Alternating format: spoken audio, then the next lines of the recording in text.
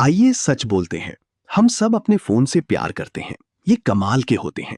लेकिन हमें उस पकड़ के बारे में बात करनी होगी जो इनका हम पर है। क्योंकि कुछ साफ संकेत हैं कि आपकी जेब में रखा ये छोटा सा डिवाइस चुपचाप आपके जीवन को ऐसे तरीकों से प्रभावित कर रहा है जिनके बारे में आपने शायद कभी सोचा भी नहीं होगा। तो मैं आपसे एक बहुत ही सरल सवाल पूछता हूं और मैं चाहता हूं कि आप खुद से पूरी ईमानदारी से जवाब दें। अपनी सुबह के बारे में सोचिए। कॉफी से पहले, बिस्तर से उठने से पहले आपने सबसे पहला काम क्या किया? अगर आप सोच रहे हैं, उफ, मैंने अपना फोन उठाया, तो आप अकेले नहीं हैं, बिल्कुल भी नहीं। चौंकाने वाली बात यह है कि हम में से 80% लोग जागने की पहली 5 मिनट के अंदर अपना फोन उठा लेते हैं। ये लगभग हर किसी के लिए एक अजीब सा आधुनिक रिवाज बन चुका है। और ये बिल्कुल सामान्य लगता है ना? क्योंकि हर कोई ऐसा कर रहा है। लेकिन ये एक छोटी सी आदत दरअसल एक बहुत बड़ी मुद्दे की शुरुआत है। ये एक संकेत है कि कुछ गहरा चल रहा है, जो चुपचाप हमारे दिमाग को बदल रहा है, हमारा समय खा रहा है और हमारे शरीर को भी नुकसान पहुंचा रहा है। तो चलिए पहले बड़े संकेत से शुरू करते हैं। और ये आपके दिमाग के अंदर हो रहा है। ये सिर्फ एक खराब आदत की बात नहीं है। आपका फोन सच में आपके दिमाग के सबसे बुनियादी रिवॉर्ड सिस्टम को अपने कब्जे में ले रहा है। इसे समझने के लिए हमें डोपामीन के बारे में बात करनी होगी। लोग इसे खुशी का केमिकल कहते हैं, लेकिन ये पूरी तरह सही नहीं है। ये ज्यादा मोटिवेशन का केमिकल है। ये वो छोटा सा संकेत है जो आपका दिमाग देता है, अरे ये अच्छा था, इसे फिर से करो। यही आपको चीजों को पाने के लिए प्रेरित करता है। हम इस तरह बनाए गए हैं कि हमें डोपामीन असली और मायने रखने वाली चीजों से मिले, जैसे कोई मुश्किल काम पूरा करना, अच्छा वर्कआउट करना या सच्ची तारीफ मिलना। लेकिन आपका फोन तो एक शॉर्टकट देता है। ये एक डोपामीन स्लॉट मशीन की तरह है। हर नोटिफिकेशन, हर लाइक, हर नया वीडियो, ये सब छोटे छोटे अनिश्चित इनाम हैं जो आपको बार बार वापस आने पर मजबूर करते हैं। और असली समस्या यही है। जब आपका दिमाग इन आसान डिजिटल इनामों का आदी हो जाता है तो वो बदलने लगता है। असली जीवन के धीमे और सामान्य इनाम, जैसे किताब पढ़ना या गहरी बातचीत करना, अब मुकाबला नहीं कर पाते। असली जीवन थोड़ा उबाऊ लगने लगता है। तो दिमाग में ये बदलाव सीधे असली दुनिया में एक बड़ी समस्या पैदा करता है।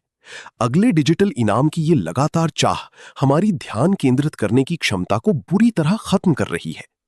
और जरा ये देखिए, ये थोड़ा मजेदार है लेकिन डरावना भी। हाल के अध्ययनों में पाया गया है कि इंसान का औसत ध्यान अवधि अब सिर्फ 8 सेकंड रह गई है। ये गोल्ड फिश से भी 1 सेकंड कम है। और आप इस गिरावट को स्मार्टफोन के बढ़ते इस्तेमाल से सीधे जोड़ सकते हैं। तो ऐसा क्यों हो रहा है? आप पहले से जानते हैं, ये वही कंटेंट है जिसका हम सब आदी हो चुके हैं। हम रोज घंटों अपने दिमाग को ट्रेन कर रहे हैं कि उसे सिर्फ 15 सेकंड की जानकारी चाहिए। स्वाइप करो, नई चीज, फिर स्वाइप, नई चीज। हमारा दिमाग चीजें जल्दी जल्दी बदलने में तो माहिर हो रहा है, लेकिन एक चीज पर ध्यान लगाने में कमजोर। अब इस नंबर को देखिए, 23 मिनट। सोचिए, इसका क्या मतलब है? ये औसत समय है जो आपके दिमाग को सिर्फ एक बार ध्यान भटकने के बाद फिर से गहरे फोकस में आने में लगता है। सिर्फ एक बार। सोचिए, एक बार मैसेज चेक करने में झांकना आपको लगभग आधा घंटा प्रोडक्टिव समय खो सकता है। और जब आप हर नोटिफिकेशन, हर इंस्टाग्राम चेक को इसमें जोड़ते हैं, तो ये हमें तीसरे संकेत तक ले जाता है। हमारे फोन हमारे समय के ब्लैक होल बन चुके हैं। आप चाहें तो अभी अपने फोन का स्क्रीन टाइम देख सकते हैं। आप चौंक जाएंगे। औसतन लोग दिन में लगभग 6.5 घंटे फोन पर बिताते हैं। अब इसे साल भर में जोड़िए, ये 2190 घंटे से ज्यादा हो जाता है, यानी एक पूरे साल की फुल टाइम नौकरी के बराबर समय। तो आपको खुद से पूछना चाहिए, आप क्या खो रहे हैं? अगर आपके पास साल में 2000 घंटे अतिरिक्त हों, तो आप क्या कर सकते हैं? नई भाषा सीख सकते हैं, फिट हो सकते हैं, बिजनेस शुरू कर सकते हैं। लेकिन ये समय धीरे धीरे फिसलता जा रहा है। और अब चौथा संकेत, ये सिर्फ आपके दिमाग या समय की बात नहीं है, ये लत आपके शरीर पर भी असर डाल रही है।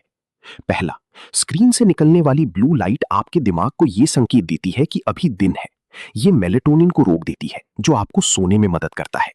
दूसरा, क्या आपने कभी महसूस किया कि आपका फोन वाइब्रेट हुआ, लेकिन असल में कुछ नहीं था? इसे फैंटम वाइब्रेशन सिंड्रोम कहते हैं और लगभग 90% लोग इसे महसूस करते हैं। ये इस बात का संकेत है कि आपका नर्वस सिस्टम इतना सतर्क हो चुका है कि वो खुद ही नोटिफिकेशन महसूस करने लगता है। तो अब सवाल है, आप क्या करें? इसे कैसे ठीक करें? इसका समाधान ऐप डिलीट करने से शुरू नहीं होता। यह शुरू होता है एक ईमानदार स्वीकार से। आप उस समस्या को हल नहीं कर सकते जिसे आप मानने को तैयार नहीं हैं। ध्यान भटकने और समय खोने का यह चक्र तभी टूटेगा जब आप खुद से कहेंगे, हाँ, ये एक समस्या है और मैं इसे बदलना चाहता हूं। और आखिर में बात सिर्फ इतनी है, क्या आप अपने फोन को कंट्रोल कर रहे हैं या आपका फोन आपको?